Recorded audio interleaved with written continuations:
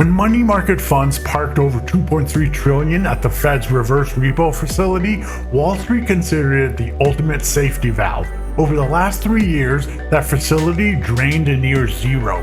We ran 750 observations through our rolling FSR engine. Overall series registered a raw predictability score of just 8%, and the rolling window graph reveals the exact moment market stability broke down. Look at the top panel. As interest rate expectations shifted, cash flooded out of the facility and into treasury bills. Now look at the bottom rolling graph. From Windows 1 to Windows 220, despite hundreds of billions leaving the facility, the rolling FSR score held high in an 80 to 90% corridor. The signal engine confirms that while liquidity was leaving fast, the rate of depletion was steady, smooth, and predictable. Everything changed once the balance dropped below 300 billion.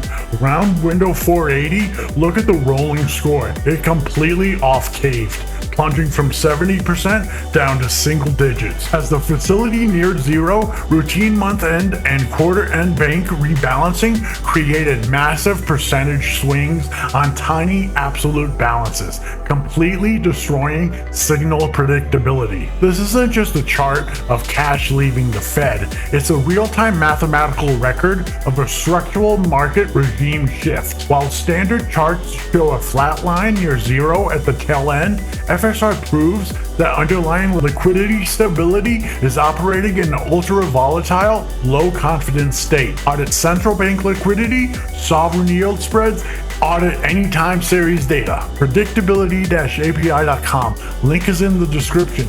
Thanks for stopping by. We'll catch you in the next one.